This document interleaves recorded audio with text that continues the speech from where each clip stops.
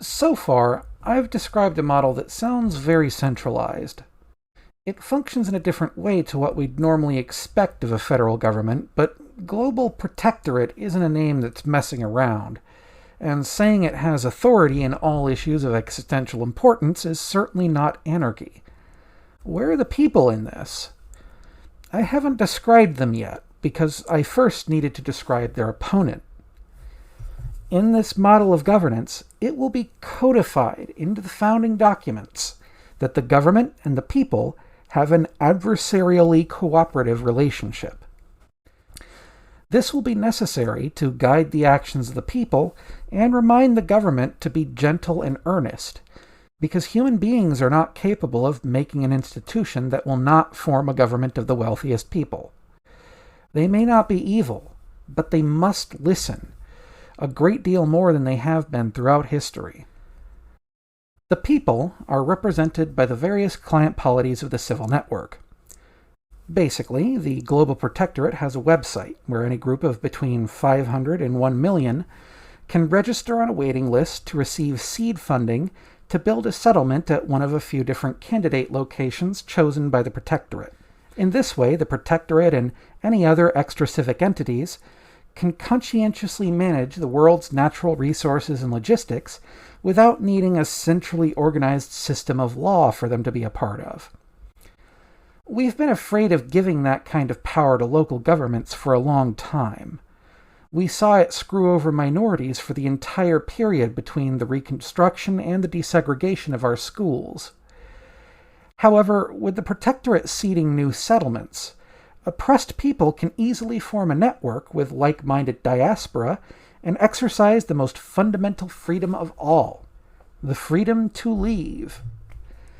The idea that there could be a way to just go make your own society, even if you're poor or just extremely unpopular, is a promise of unprecedented liberty for all.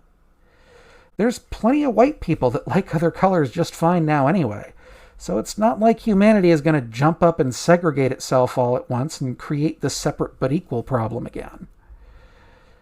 The cap at 1 million serves two main purposes. From the people's perspective, settlements should be small so that leaders are always within arm's reach of the community, both literally and in terms of clout.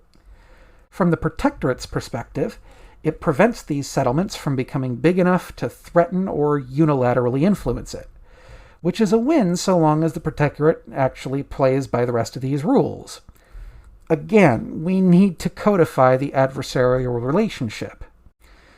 Who watches the watchers is a dumb question.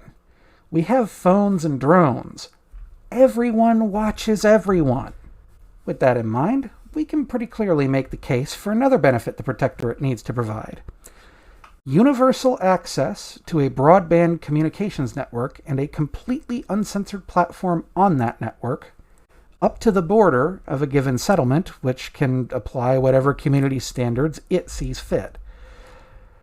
The past year has shown that censorship causes instability rather than fighting it.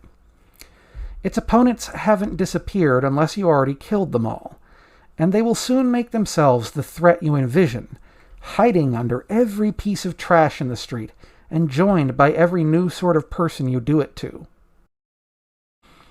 It is my hope that the cap would also be used to spread our population more thinly, as crowding harms both nature and ourselves more than our population does simply by being large.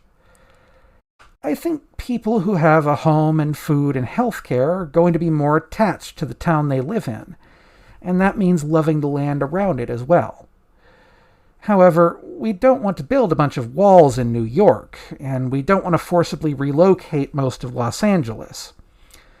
Furthermore, it's inevitable that a network will have hubs, and as it grows, there will be more hubs. Hopefully, we'll start sending colonists off-planet before that becomes a much bigger problem than it already is. The point is, there is a need for some cities to exceed the population cap. There is also a need for their dominance over their regional partners in trade and infrastructure to be limited, or else we're just going to wind up with big nations that want to nuke each other again. I propose that any city which is approaching or which has passed the cap can apply to the Protectorate to be named the trade city of its region. A trade city is primarily distinguished by having judicial power, and only that, over the other settlements in its sphere of influence, as well as administering any protectorate or collaborative projects conducted in unincorporated territory, to include the gatehouses, which I will describe in the next chapter. The fact their power over other settlements is solely judicial, of course means that if a party to some arbitration really doesn't like the ruling, they can just try to get away with ignoring it. But the trade city's ruling is basically a statement of which side they'll support if things actually come to blows, so it'll work out.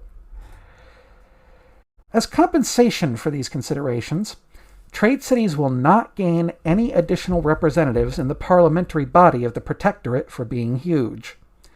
Yes, this means the votes of the people in those cities count less. Trade hubs are not supposed to be particularly liberating places to live. Their logistical role means that orderly efficiency has been, and always will be, their primary guiding ethos. If you don't want to trade some of your sanity for the chance to be a mover and shaker and see all the sights, move out of New York. Speaking of the Parliament of the Protectorate, it should be tricameral. 2 of its houses should proportionally represent the constituent polities. One of these will consist of delegates sent by them, and the other will begin 3 times larger, with its members chosen from each city by lottery. This will obviously be a gigantic entity compared to any previous parliament. As any radical knows, making your committee big is the best way to ensure it leans conservative. This is intentional. The Protectorate's function is to print money to cover the things that we've collectively decided pose an existential threat to humanity. Those sorts of decisions should be glacially slow. The House of Delegates will have the sole power to draft work orders to be sent to the Random House. The basic purpose of this process is that it will be the career politician's job to convince the lower house that their ideas make sense.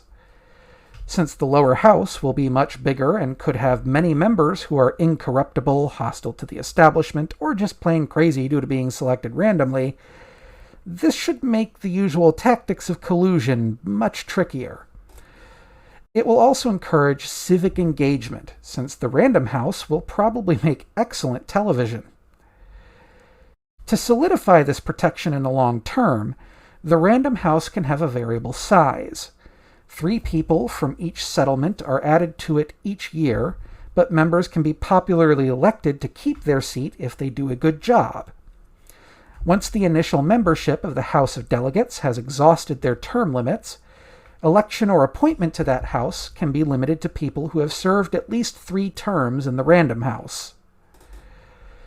The third house will be unique in that it is not intended to be representative. Seats on it are purchased.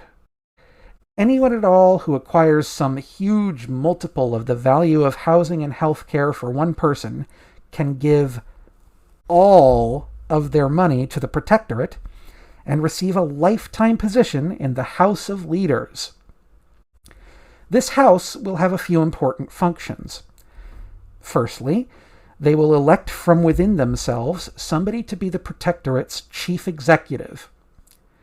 That should be less scary than it sounds. As discussed previously, most of the civil network's executive function is effectively vested in whoever completes Protectorate work orders. An executive official is selected solely so that there will be somebody to command the world's armies in case aliens ever do invade, and to be at the top of whatever hierarchies are created to command those armies' readiness efforts during peacetime.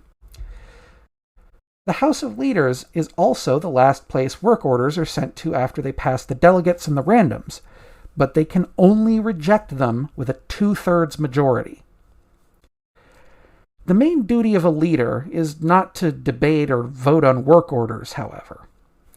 The first and most important thing they do on taking office is explain how they got so rich and advise the Protectorate and the network on how to keep anyone else from doing the same.